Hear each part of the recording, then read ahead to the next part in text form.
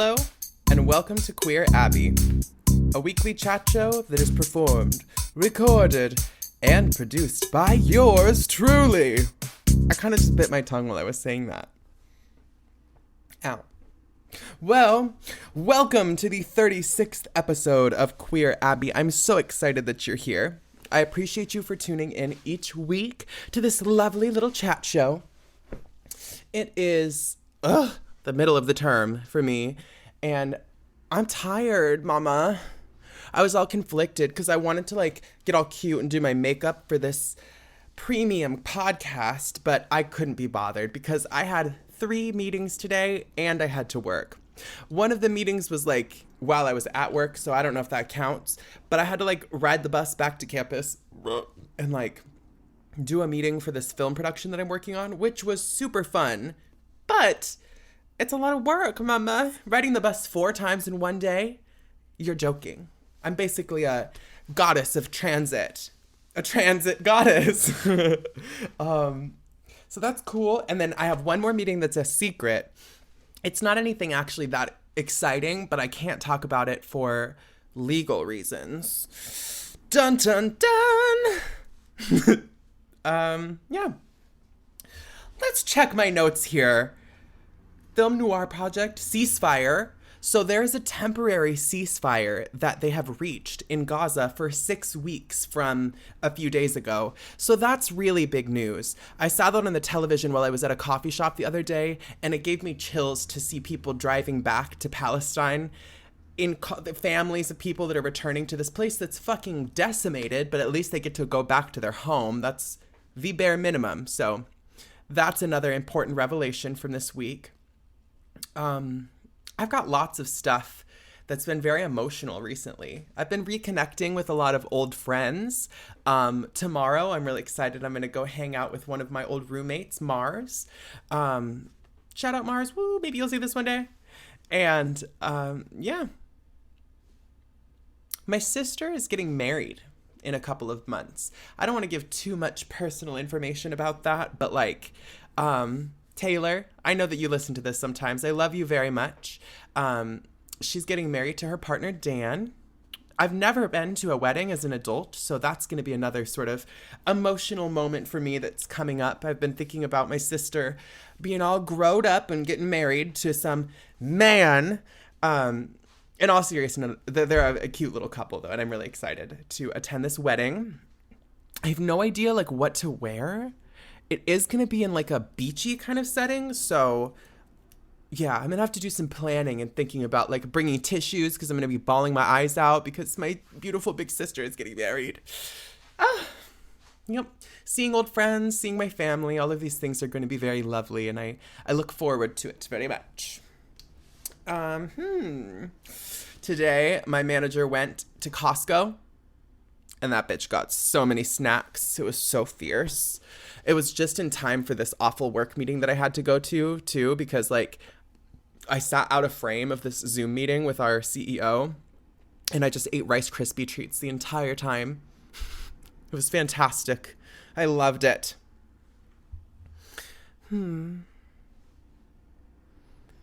This podcast, it's taken off, mama. No, not really. But I really appreciate that recently a lot of my classmates and just casual friends have taken interest in listening to this podcast. I think the video format is probably a lot more engaging to watch. So thank you for that. Thank you for being here, and thank you for watching. I've also started putting these episodes up on YouTube, so woo, if you're watching there. I'm going to try to upload them pretty soon after I put them out on podcast services, but I have to do it manually. I don't know if any of y'all that are listening have a little podcast of your own, but you do what's called an RSS feed when you release a podcast, or at least that's the easiest way. And that's this sort of this little trickle down thing where you post on one podcast or streaming service, and then it automatically posts for you through this RSS feed. It's this domain or something, where your podcast exists, and it gets distributed throughout all of these different services. which is just so cool. So you don't have to go through and individually post to like Apple Music and Spotify and iHeartRadio and Pocket Casts and all of these random softwares that like people use them, but like I don't know about all of them, and like I would have no time to like go through and upload to each of these things individually. So that's a pretty cool revelation. I didn't know that before I just kind of started doing a podcast, that you could even do something like that. So yeah, it's never that difficult. You know, if you wanted to have a little YouTube channel or a podcast or something, you are so capable of getting a USB microphone like this and some lights and using your iPhone like I am and making a video or a podcast, and you can do a good job. It might sound shitty at first, but you can like trial and error it, you know? I think I'm looking very fierce, even though I'm not wearing any makeup, with these lights. I got some like little $40 video lights from Amazon, and I've been playing with like how high and low and how much. And I think I'm doing a good job. Is it too bright, maybe? I don't know. I feel like it would be very fierce to film like a makeup tutorial with this kind of lighting. You could really see all of the little things that I'm doing. That could be so fun. Oh, I remembered what I wanted to do. I have a show and tell segment for you today. I saw this really fun TikTok about how to properly tie a scarf. And I've been really obsessed with it because I was tying a scarf wrong my entire life and I had no idea. So we're going to be doing a little tutorial today. So we just have like a standard scarf here, right? You know, it's not particularly thick or anything, but it needs to have a little bit of thickness to it to like be effective. But this is so that the scarf keeps your ears warm. You know, I used to always just put them on like this, like, you know, letting it hang, kind of maybe doing like a little one of these. Ooh, cunt. Yeah. But actually that's inadequate. What you really should be doing is putting it on the other way, like this. Kind of unfold it. Okay. Across the neck, like you're a theater teacher. It's giving like High School Musical theater teacher lady. Very theatrical. Okay, so now you're going to take it and wrap it around. Both sides here, see? And then you're going to tuck. You're going to create a little slack and tuck this through.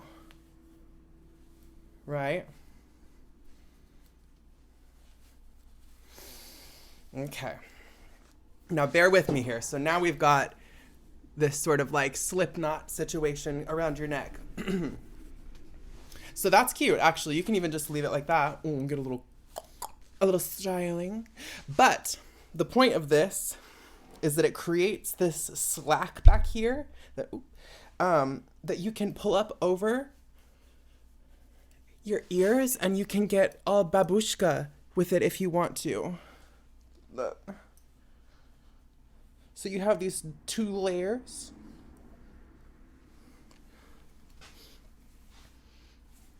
See? Oh my God, isn't that fierce? It's giving like 50s lady in a car, or like also like the Virgin Mary or something. I don't know. But look, so warm, so cozy.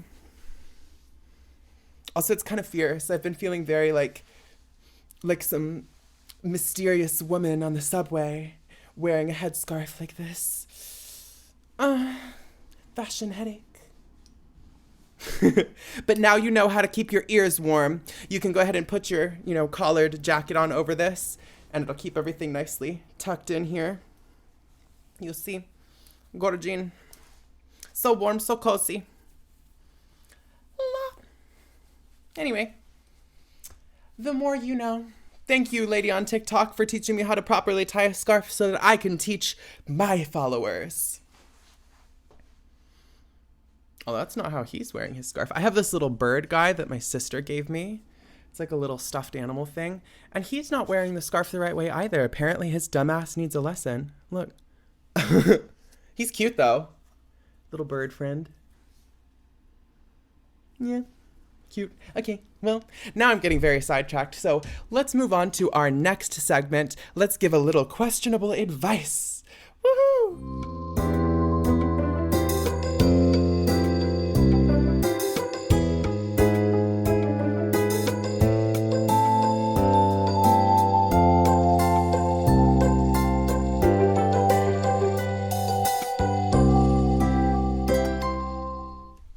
All right. Let's get into a little bit of advice for this week. The first caller said, Queer Abbey. My boss has been mentioning to me over the last couple of months that they want to put me up next in line for a promotion at my job, and had been consistently giving me a higher amount of hours and shifts as a team lead. That was a run-on sentence. I got my schedule 2 weeks ago, and I noticed that I got significantly less team lead hours than usual. I was kind of confused as to why, and very stressed due to financial strains in my life right now. This sudden dip in lead shifts was out of the blue, so my anxiety is at an all-time high. I was approached by my boss last week during one of my shifts, and they said they wanted to talk. They mentioned a few mistakes had been made during my last couple of shifts, and they were disappointed with my performance recently. However, I feel like all of these mistakes were things that were out of my control, and that there may actually be an underlying reason for the recent switch up in behavior. What do you think? Well. Not the switch up. That's just no good. It's really difficult to try to predict what people think about you, and in fact, some may argue it's even impossible to know what others are thinking of you. And I'm sorry that it's affecting you in that way, because it sounds like you were excited to be promoted at your job, and that now there's sort of some confusion about where you stand with your boss. What do I think? I think that maybe you did something that was, not ideal at work, and that, I don't know, like maybe your boss doesn't like you that much, and is that really the end of the world? My advice that I would give you is to stop putting so much faith in your ability to know what other people think about you, because you set up an expectation for yourself that you were going to get promoted, even though it's not something that was really on the table. And I'm not trying to blame you. It sounds like your boss may be a temperamental person too. That could really be the main factor here. But, in the realm of possibilities, it could be that you did something wrong and they noticed, and maybe you weren't as keenly aware of this dynamic as you thought. And that's really okay. It's not the end of the world, but seek out something that works for you. If this job is not working out for you and you're having financial strains, you don't make enough money, maybe you should go elsewhere. And if you've come to this realization that you don't have any upward mobility and you're not going to get promoted, then good that you know that, and now you can move on, right? Sometimes we have these realizations in life where we overhear conversations in life, and it's meant for us. We're meant to take it as what it is, which is a sign that you should just find something better, I have no way of really knowing, just like you don't, what your boss thinks of you. And I have no way of knowing if you did something wrong, actually. But you can be honest with yourself and check in about what's good for you and what you need. And you don't need to rely on other people as like a litmus for your behavior, At work, it can be a little different, but go find a different motherfucking job. Who cares? The next caller inquired, Queer Abbey. How can I go back to school after being out for 5 years? I dropped out during COVID and haven't been back, but I want to try. Oh my God, not again. I got something in my eye again. This happened the last podcast too. There's some evil about in the air. It's probably because I turned my air purifier off while I'm recording this so that it's all quiet, and then it gets there's allergens in the air now. Oh, sorry, so unprofessional. How can I go back to school after being out for 5 years? I dropped out during COVID and haven't been back, but I want to try. I don't know where to start or if I can pass the tests. Well, Miss Caller, I think that the best advice I can give you is to not stand in your own way. I think this is actually going to tie in really nicely to the first little piece of advice that I just gave, in that, like, you can't just create obstacles for yourself. You know what I mean? Expectations and obstacles can sometimes be the same thing. But in this sense, you expect that school is too hard for you or that you couldn't pass the tests. But have you even tried? You know? I think it says that you dropped out. Yeah, so you know what it's like, the process of being admitted to school. And honestly, that's the hardest fucking part, is getting into school. I think that needs to be said more, because it seems like this insurmountable Goliath task to get into college, and then it feels like it's going to be like this same, if not like increasing hardness the entire time that you're there.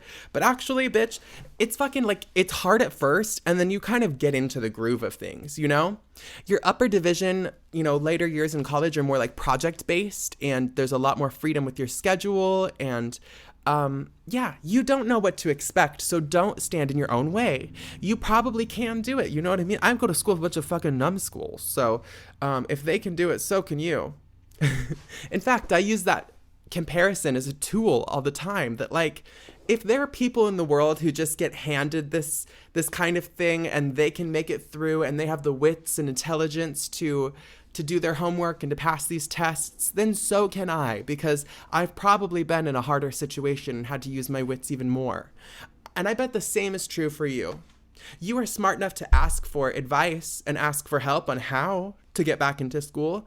And that's the skill set that you need in order to get in and to succeed, is to ask questions and to remove your expectations that you can't do stuff.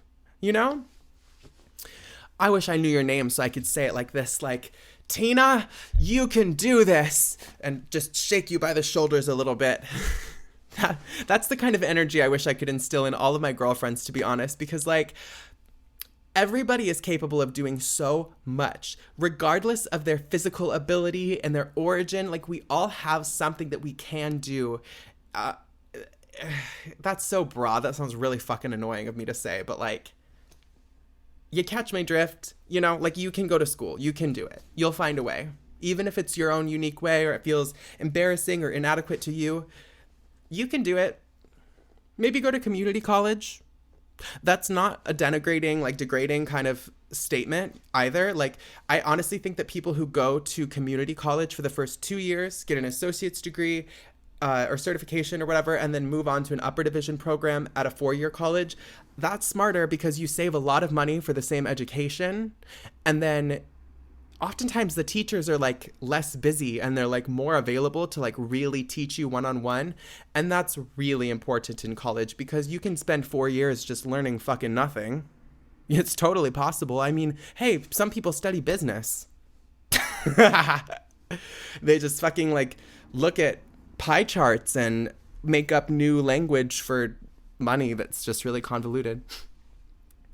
I'm really salty about business classes right now, because I'm in that finance class. I may have mentioned it a few weeks ago, but to refresh, I am taking this 4-credit finance class that's online, and fuck, it's so much work, and it feels like so redundant, to be honest, because it's not like there's like some final product that I care about. It's just a bunch of like made up businesses on paper, and it's like, Smart Touch Learning paid $182,000 for this service, and this goes to the service revenue account, and this goes to this managerial account, and it's just a bunch of hokey pokey that I don't even care about, you know? Like, I'm never gonna run a corporation, or I hope not. You know, that's not my path in life. Just Queer Abbey Incorporated. No, it's more of a sole proprietorship, actually. But you see what I just talked about the last 30 seconds? That's all shit that I learned in college that I would have never actually thought that I was capable of learning before I came in, you know? So the first step for you, literally, after you remove your expectations, is to fill out the FAFSA. So in January, before January 30th, that's the time that it's like you're meant to fill out this form, and it's all about how much money you make and like what assets are available to you to go to school, and it's to identify how much financial aid you qualify for. That's what it is. It's the Federal Application for Student Aid. FAFSA. Yeah, FAFSA. I always say it wrong. But you do that each year that you're in college, and you qualify for federal aid. And stay with me. I know these words are stupid and like they just make your brain want to check out, right? Federal aid and stuff. But the FAFSA, you fill it out. It's an application for money. If you are poor, they'll probably offer you a Pell Grant. And then that's like the really important one. I mean, if you're able to qualify for a Pell Grant and you're low income, you qualify for a bunch of other stuff automatically. It's likely that you can get on food stamps if you qualify for a Pell Grant and qualify for other grants and stuff. So there's like money available and you don't know until you try, which is really scary. But I would encourage you to try, because if you had to, you could always drop the classes, you know? So you fill out the FAFSA, you see if you can get financial aid. It depends on what college you're trying to go to, but there are different entrance requirements. Some colleges require you to write an essay. Some of them require you to blank diddy blank to blank. I know I had to take a math exam that was not that crazy. It's like a tiered, like changing difficulty. It's like algorithmic. Anyway, sorry. Something's playing out of my headphones. I'm distracting myself. I'm just rambling on and on about this one, but I'm serious. So, important, college, yes. FAFSA, you can do it. Math test, I had to do a math test, but you can do it too. I surprised myself, You can oftentimes like study on the software that you have to do these sorts of exams on and like prepare yourself. And then you probably have a bunch of different tries. So especially the test part, like don't let that stop you, diva. I need to wrap it up because I've been going on for like 10 minutes about college entrance exams and stuff like that, So thank you to the 2 people who submitted their little advice prompts. You're stunning. You're a diva. If you want to have a little question, a query, an inquiry featured on Queer Abbey, you may submit it to our anonymous inbox that's in the description of this episode. It's just a little link. You click it, and then you can fill it out. You don't need to put your name or your contact information. It'll just send an anonymous post to a little inbox that I have. You could send us an email if you want to queerabbey@gmail.com. That's QUEERABBEY@gmail.com. Or our phone number, which is 503-567-2053. I look forward to hearing from you. I'm also happy to feature your fucking music too, speaking of which, let's get into that musical spotlight.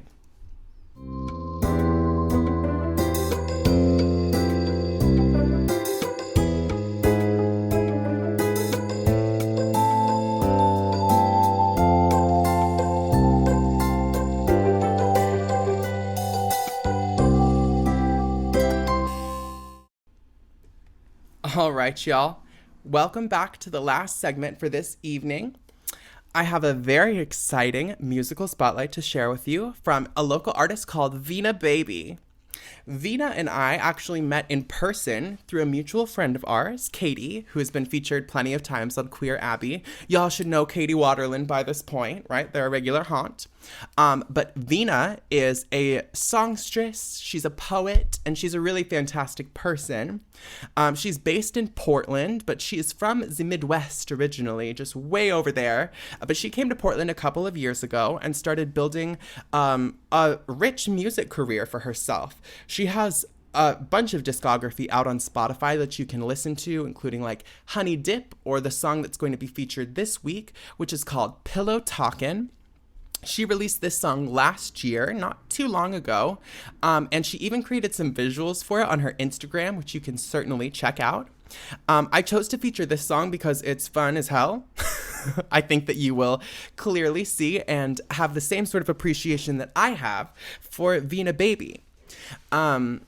She's clever, she's biting, and she's also a really good singer. So as you know, these things tend to be a pretty powerful combination.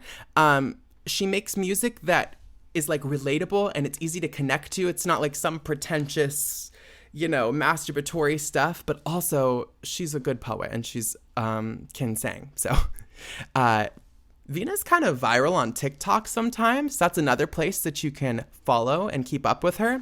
So yeah, I will link her Spotify in the description of this episode, and you can go off and go follow Veana everywhere on her socials from there. Let's get into Pillow Talkin' without too much further ado by Veana Baby. Are you gonna hang up on me?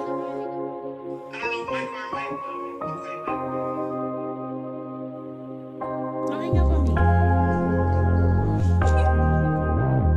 Motivation, telling your lies, waiting for time. Now you're in drive-by mode, trying to see what I am doing. Who's fucking on me? Who's fucking on V? You'll never know why. Your stories they'll see. You're just a pillow talking, money walking, chain snatching, ugly nigga, copycatter. Funny how you waited. Build up my confidence just to take it. How fragile my heart was to break it. Gotta let go of my past. Mistakes I made with you, I guess our story never lasted.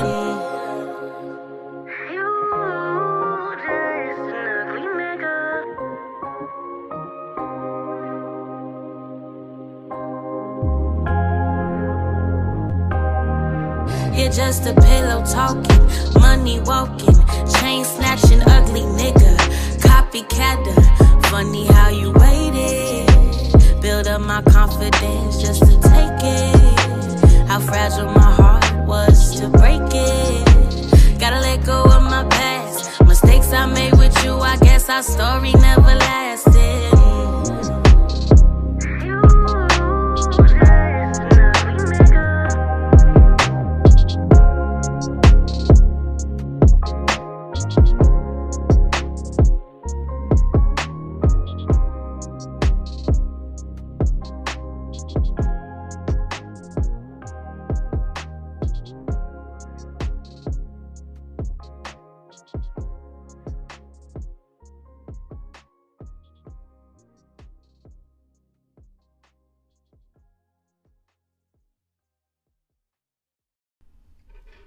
All right, y'all. That was Pillow Talkin' by Veana Baby. I hope that you enjoyed her talent, her cheekiness, and her cleverness as much as I did. Please do not forget to go to the description of this episode right now and give Veana a follow on all of her socials. Not like she needs my my exposure or anything. Veana is fantastic. She's a self-proclaimed master at TikTok, so go check out some of her videos. She's so funny. I love that she goes from this like fantastic flow into you're just an ugly beep beep beep. I can't say that word, but Veana, go off. I look forward to seeing a performance of yours or maybe performing with you sometime soon, and it was an honor to feature your song on this week's episode. Low-key, my friend is outside and she's going to pick me up to go to this secret meeting right now. So that's all I have for you this week on Queer Abbey. It was fun to teach you how to tie a scarf, to discuss your boss secretly hating you, and to listen to the fantastic music of Veana Baby together. Don't forget to submit your inquiries to our anonymous inbox or contact me about featuring your music on next week's episode. That's pretty much it. All right. Bye, y'all. See you next week.